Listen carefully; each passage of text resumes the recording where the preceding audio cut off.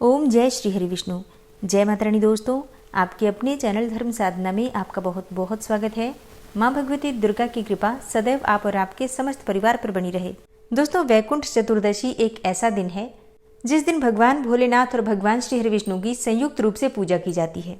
ऐसा कहा जाता है कि पूरे 4 महीनों तक जब भगवान श्री हरि विष्णु योग निद्रा की अवस्था में होते हैं, तब तक इस पूरे ब्रह्मांड की देखरेख भगवान शिव करते हैं।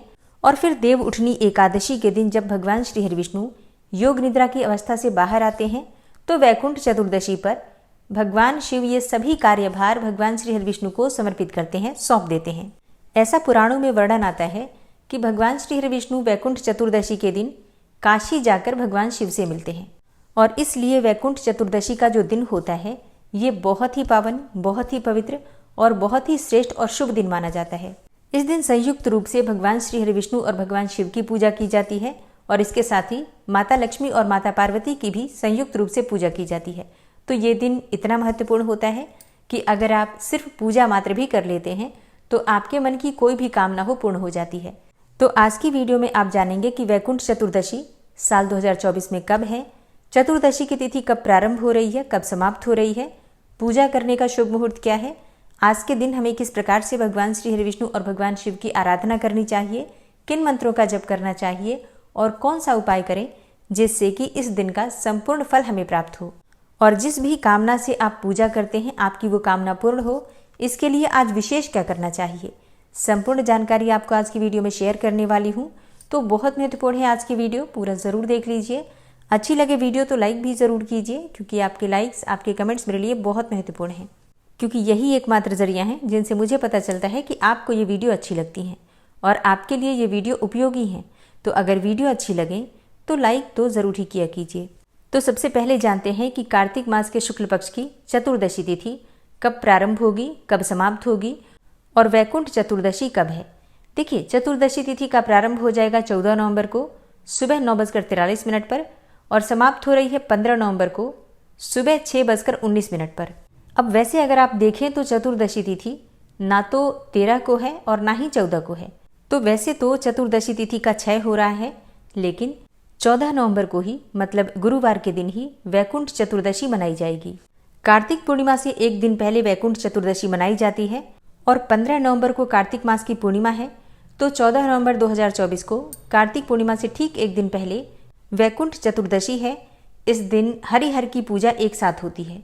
वैकुंठ चतुर्दशी पर भगवान विष्णु की पूजा निशीत काल में की जाती है, मतलब चतुर्दशी की अर्धरात्रि में, जिसे कि निशीत काल कहा जाता है। इस समय में विधि विधान से भगवान विष्णु की पूजा करने से समस्त प्रकार की कामनाएं पूर्ण हो जाती हैं, और ये समय आपको प्राप्त हो रहा है 14 नवंबर की रात्रि में 11:39 से 12:32 तक। तो ये अर्धरात्रि का समय है। इस समय में आप पूजा आराधना करें, मंत्रों का जप करें, बहुत ही श्रेष्ठ होगा। अच्छा, बहुत से भक्त हैं जो कि वैकुंठ चतुर्दशी का व्रत धारण करते हैं। वैकुंठ चतुर्दशी का व्रत धारण करने से भगवान भोलेनाथ, माता पार्वती, भगवान श्री हरि विष्णु और माता लक्ष्मी, इन चारों की संयुक्त रूप से कृपा हमें प्राप्त होती है। तो इसलिए विधि विधान से भगवान शिव और माता पार्वती की पूजा आराधना करें। इसके साथ ही भगवान श्री हरि विष्णु और माता लक्ष्मी की संयुक्त रूप से पूजा करें। और अगर आप व्रत धारण करते हैं तो दिन भर फलाहार पर रहना होता है। शाम के समय भी पूजा हम करते हैं प्रदोष काल में, और इस दिन विशेष रूप से अर्धरात्रि की पूजा होती है, जो कि करना आवश्यक है अगर आप वैकुंठ चतुर्दशी पर लाभ लेना चाहते हैं इस दिन का। तो और फिर अगले दिन ही शुद्ध और सात्विक भोजन करके व्रत खोला जाता है। ठीक है, तो अगर आप व्रत करते हैं तो जिस प्रकार से हम नॉर्मली व्रत करते हैं, मतलब फलाहार इत्यादि के द्वारा, उसी प्रकार से आपको व्रत करना है। संकल्प अवश्य ले लीजिएगा। जब आप व्रत करते हैं तो सुबह जल्दी उठकर स्नान करते हैं, और इसके बाद से विधि विधान से भगवान शिव, माता पार्वती, भगवान श्री हरि विष्णु और माता लक्ष्मी की संयुक्त रूप से पूजा कीजिए। उनके सामने शुद्ध घी का दीपक जलाकर व्रत का और पूजा का संकल्प लीजिए, अपनी प्रार्थना कीजिए। कोई विशेष मनोकामना हो तो अपनी मनोकामना भगवान शिव से, माता पार्वती से कहिए, भगवान श्री हरि विष्णु और माता लक्ष्मी से कहिए, और फिर उनसे प्रार्थना कीजिए कि इस व्रत को, इस पूजा को स्वीकार करके आपको शुभ फलों की प्राप्ति मिले। व्रत के दौरान कोई भी भूल चूक हो जाए तो इसके लिए क्षमा प्रार्थना कर लीजिए। अच्छा, ये दिन बहुत विशेष इसलिए भी होता है क्योंकि आज के दिन भगवान विष्णु को बिल्वपत्र अर्पित किया जाता है और भगवान शिव को तुलसी अर्पित की जाती है। और पूरे वर्ष में ये एकमात्र ऐसा दिन है जिस दिन की हम ये कार्य करते हैं कि बिल्वपत्र भगवान विष्णु को अर्पित करें और भगवान शिव को तुलसी अर्पित करें। ठीक है, तो पहले से आपको ध्यान रखना है बिल्व पत्र और तुलसी पत्र आपके घर में होना चाहिए। कल की पूजा में आपको प्रयोग करना है। शिवलिंग पर चढ़ा सकते हैं, मतलब घर के आसपास कोई मंदिर है तो वहां जाकर भी शिवलिंग पर चढ़ा सकते हैं। घर में शिवलिंग है तो घर में शिवलिंग पर भी चढ़ा सकते हैं।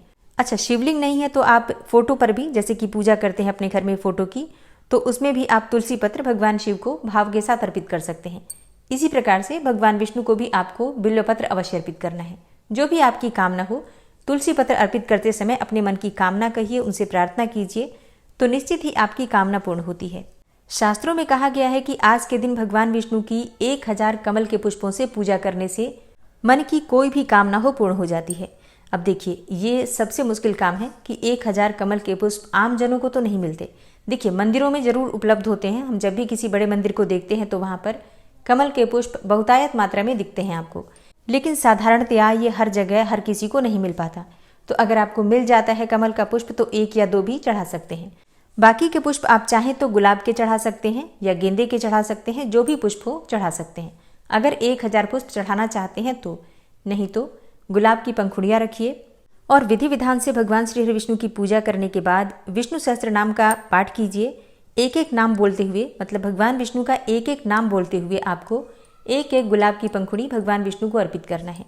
अगर आप पूरा विष्णु सहस्त्रनाम इस प्रकार से पाठ कर लेते हैं गुलाब की पंखुड़ियों के साथ, तो निश्चित ही भगवान विष्णु की विशेष कृपा आपको प्राप्त हो जाएगी। इसमें कोई संशय नहीं है और ये इतना मुश्किल नहीं है। मतलब गुलाब की पंखुड़ियाँ तो हर जगह आसानी से मिल जाती हैं। आप लोग कल यानी कि वैकुंठ चतुर्दशी पर यह उपाय जरूर कर लीजिएगा, ठीक है। और जिन भक्तों को गुलाब की पंखुड़ियाँ नहीं भी मिलती हैं, उन्हें भी वैकुंठ चतुर्दशी पर विशेष रूप से विष्णु सहस्त्रनाम का पाठ करना है और भगवान श्री हरि विष्णु का पंचामृत से अभिषेक करना है। अगर आपके पास दक्षिणावर्ती शंख है तो दक्षिणावर्ती शंख में आप पंचामृत भरकर, दूध भरकर और केसर और दूध भरकर, जो भी आपके पास उपलब्ध हो, उसी से भगवान विष्णु का अभिषेक कीजिए। पीले वस्त्र उन्हें अर्पित कीजिए, पीले चंदन से उनका श्रृंगार कीजिए। इसके बाद बिल्वपत्र अर्पित कीजिए और फिर अपनी इच्छा के अनुसार मंत्रों का जप कीजिए। और फिर इसी प्रकार से भगवान भोलेनाथ का भी अभिषेक आपको करना है पंचामृत से। उसके बाद उनकी जो भी प्रिय वस्तुएं हैं, जैसे कि भांग, धतूरा, बिल्वपत्र, अक्षत पुष्प इत्यादि, ये सभी चीजें अर्पित कीजिए। फिर तुलसी का पत्ता अर्पित कीजिए, तुलसी की मंजरी अर्पित कीजिए और फिर विधि विधान से उनकी पूजा करके, प्रार्थना करके शिव सहस्त्र नाम का पाठ आप कर सकते हैं, शिव चालीसा का पाठ कर सकते हैं, भगवान शिव के किसी भी मंत्र का जप कर सकते हैं। वैकुंठ चतुर्दशी पर दीपदान का बहुत महत्व है। कार्तिक मास का अंतिम दिन भी है। ऐसे में 365 बाती का दिया आज के दिन जलाना श्रेष्ठ माना जाता है। आप चाहें तो आंवले का दीपदान भी कर सकते हैं। इसके अलावा भी 11 दीपदान, 21 दीपदान अपनी इच्छा के अनुसार मंदिर में, घर में भी कर सकते हैं और घर के मुख्य द्वार पर कर सकते हैं।